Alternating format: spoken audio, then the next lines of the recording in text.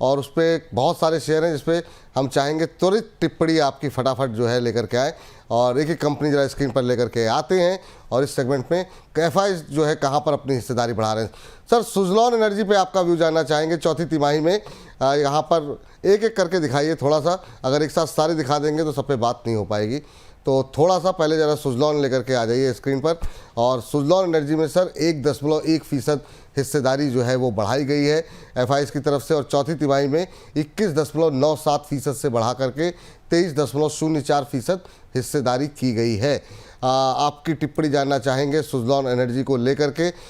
बहुत दिन से ये शेयर जो है वो 59 के आसपास जा कर के ठहर रहा है, रुक रहा है। अभी ये चौथी तिमाही की जो अपडेटेड नंबर है इसको आप कैसे देख रहे हैं, और ओवरऑल सुजलॉन पे अभी आपका व्यू क्या है?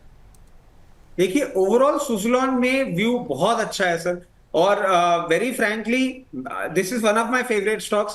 बट अब रिटेल निवेशक और हम जैसे निवेशकों के साथ अच्छी बात एक यही है कि एफआईआईज भी आके बैठ गए और वो भी बेचारे यही देखते रहेंगे कि 58 रुपए आता है और फिर नीचे चला जाता है। जोक्स अपार्ट, मगर रियलिटी ये है कि अब ये एक जिस तरीके की बाइंग आई है, अगर इस बाइंग के साथ एक बैकिंग आती है, शायद ये ब्रेकआउट दे दे, और अगर ये ब्रेकआउट देता है तो बहुत कंफर्टेबली एक बार आपको 71 से 72 रुपए तक का मूवमेंट दे सकता है। इसको बने रहें, ब्रेकआउट शायद इन नियर फ्यूचर आपको देखने को मिल सकता है। ब्रेकआउट नियर फ्यूचर देखने को मिल सकता है, ये बात सुजलॉन एनर्जी पे निकल के आती हुई। अगली कंपनी पे नजर डालते हैं।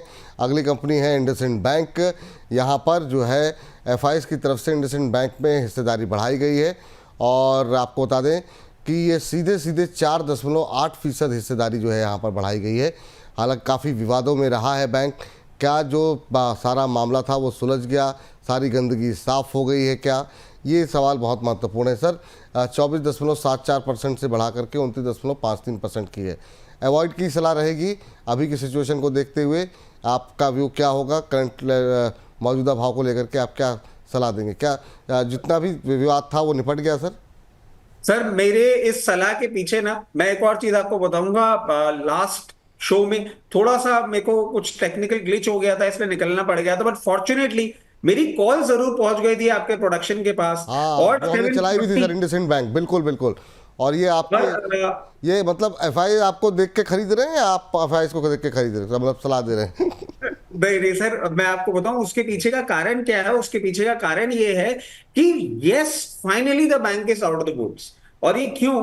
क्योंकि वो जो एक्सटर्नल ऑडिटर थे ना सर, उनकी भी रिपोर्ट आ गई थी, और जिस दिन सुबह ये रिपोर्टिंग आई थी उसी दिन मैंने इसका चार्टिकल पैटर्न देखा था, और उसी दिन 740-750 रुपए पे हम ये कॉल देना चाह रहे थे, और 880 तक का मूवमेंट अभी आपको देखने को मिल सकता है। और अब ये फाइनली जब आउट ऑफ द वुड्स हो गया है तो सर देखिएगा, हमने पहले भी ये चीज डिस्कस करी थी, इंडसइंड बैंक बहुत बीटिंग लेता है, उसके बाद नया हाई मारता है, फिर बीटिंग लेता है, फिर नया हाई मारता है, तो अब ये नए हाई की ओर अपना सफर चालू कर सकता है। लेवल कुछ बताएंगे सर क्या? सर, यहां से अब जो लेवल्स दिख रहे हैं 880 रुपए तक का मूवमेंट आपको दिखाने का दमखम ये रखता है। करीब करीब 90 रुपये का अपसाइड यहाँ पर देखने को मिल सकता है। ये राय यहाँ पर निकल के आती हुई। विशाल शर्मा जी कह रहे हैं सर रचित जी की शर्ट बहुत जच रही है उन पर। ये देखिए, मतलब रचित जी इतने अच्छे अच्छे लेवल बताते हैं, तब टिप्पणी आप लोग नहीं करते हैं। शर्ट के ऊपर टिप्पणी हो रही है, बालों के ऊपर टिप्पणी हो रही है। मतलब सर व्यक्तित्व तो है सर आपका, मतलब लोग मतलब कितना माइन्यूटली मॉनिटर कर रहे हैं सर आपको। व्यक्तित्व वाली बात नहीं है सर, मैं आपको बताऊं, आप पिक्चर देखने जाते हैं ना तो आप साइड किक पे, विलन पे, इन सब पे कमेंट करते हैं, यहाँ ज्ञान पे कमेंट नहीं आता है सर। ये मतलब एक देखने वाली बात है कि जोकर है 1.5 घंटा। अरे नहीं नहीं नहीं नहीं सर, ऐसा नहीं है। इतनी बड़ी संख्या में लोग जो है आपको जुड़ रहे हैं, और हाँ, लेकिन वाकई में मतलब लोग आपको प्यार करते हैं, और एक एक टिप्पणी एक एक चीज़ पे मतलब इतना माइन्यूट लोग आपको देख रहे हैं, तो ये बड़ी अच्छी बात है। चलिए अगली कंपनी स्क्रीन पर लेकर के आ जाइए, क्योंकि समय जो है वो हो रहा है। AWL एग्री बिजनेस में, AWL के एग्री बिजनेस में हिस्सेदारी बढ़ाई गई है एफआईज की तरफ से, और ये टिप्पणी आई है 3.1 से बढ़ा करके 4.31% कर दी गई है, 1% के आसपास। सर AWL पे और UPL पे भी जरा ले आइए एक साथ, क्योंकि समय की कमी है, दो एक साथ डिस्कस कर लेते हैं। UPL में हिस्सेदारी बढ़ाई गई है, और जो है अब जो है 34.22% हो गई है हिस्सेदारी यूपीएल के अंदर, 1.7% के आसपास। तो सर एक तो अदानी विल्मर पे जरा देख लीजिए, चार्ट खोल लीजिए, और यूपीएल में भी आपकी राय जानना चाहेंगे। यहाँ पर हिस्सेदारी बढ़ करके हो गई है 34.22%।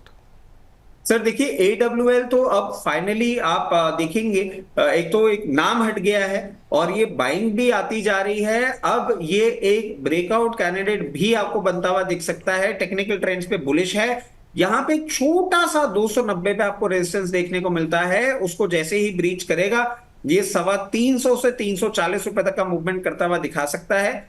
अगर आप मध्यम अवधि के निवेशक हैं, इसको बिल्कुल होल्ड करें।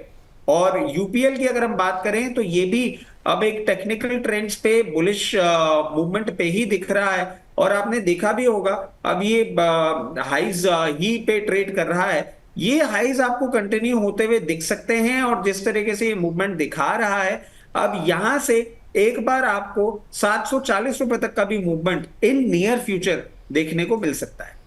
ठीक, तो ये बात रही है अदानी विल्मर पे। यूपीएल कैसा लग रहा है सर? नहीं सर, AWL का भी लेवल दे दिया था, ये यूपीएल का सॉरी, वो मेरा दिमाग शायद कहीं पे खोया था। हाँ चलिए, इस बीच 2:22 हो गए, तो मुझे थोड़ा सा टाइम का भी दबाव मुझ पर बनाया जा रहा है, तो इस वजह से थोड़ी सी दिक्कतें हो रही हैं। प्रीमियम एनर्जी सर, यहाँ पर करीब 1.1% के आसपास की हिस्सेदारी जो है वो एफआईज की तरफ से बढ़ाई गई है, और अब कुल हिस्सेदारी बढ़ करके करीब 3% के आसपास हो गई है। तो आपसे आपकी राय जानना चाहेंगे प्रीमियर पे सर, अभी क्या करना चाहिए प्रीमियम एनर्जी को लेकर के? 2.5% की मजबूती देखने को मिली थी, 964 का लेवल यहाँ पर देखने को मिल रहा है थर्सडे को। अभी ये आपको तेजी और बढ़ती हुई दिख सकती है, और ये 1070 तक का भी मूवमेंट आपको दिखाने का दमखम रखता है। ठीक, अब सर 2 शेयरों पे और बात आपके कर, 3 इनफैक्ट मैं चाहूँगा कि जब तक मैं लेवल्स पढ़ूँ तब तक आप चार्ट्स इसके थोड़ा सा देख लेंगे। एक है बैंक ऑफ इंडिया, दूसरा सेंट्रल बैंक ऑफ इंडिया, और लास्ट होगा Muthoot finance.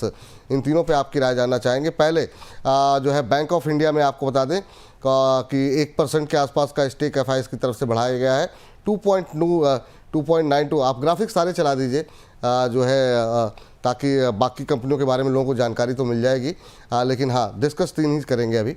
Bank of India में 1% स्टेक बढ़ाया है, 2.92% से बढ़ करके 3.88% के आसपास हिस्सेदारी हो गई है। सेंट्रल बैंक ऑफ इंडिया में 0.8% के आसपास की चौथी तिमाही में हिस्सेदारी बढ़ाई गई है, और ये बढ़ करके हो गई है 1.23%। मुथूट फाइनेंस में भी 0.8% के आसपास की स्टेक में बढ़ोतरी हुई है, और ये बढ़ करके हो गई है 11.02%, पहले 10.26% थी। तो सर ये 3 शेयर पे जहां पर एफआईज ने अपनी जो है होल्डिंग थोड़ी थोड़ी से ही पर बढ़ा रहे हैं, आपकी टिप्पणी जानना चाहेंगे। देखिए, सबसे पहले इसमें हम ले लेते हैं बैंक ऑफ इंडिया। और बैंक ऑफ इंडिया आप देखिए सर, एक ब्रेकआउट की कोशिश कर रहा है। 120-122 के ऊपर अगर एक क्लोजिंग दे देता है तो फिर आपको 132 से 136 का लेवल दिखा सकता है। उस हिसाब से आप इसमें पोजीशन बनाना चाहें तो बिल्कुल पोजीशन बनाएं। मुथूट फाइनेंस हम अगर देखें तो ये अब टेक्निकल ट्रेंड्स में बहुत ज्यादा स्ट्रेंथ नहीं दिखा रहा है। एक इसने सपोर्ट जरूर लेने की कोशिश करी थी अभी रिसेंट टाइम में 2019 पे, बट हो सकता है ये वापस उसको टेस्ट करे और ये एक बार आपको 1980 रुपए तक का भी मूवमेंट दिखा सकता है। अभी यहां से कोई टेक्निकल रिवर्सल नहीं दिखेगा जब तक ये 2140 रुपए के ऊपर बहुत डिसाइसिवली क्लोजिंग नहीं दे देता, तब तक ये बेरिश ट्रेंड पे ही रहेगा। ठीक, तीनों कंप्लीट हो गए ना सर?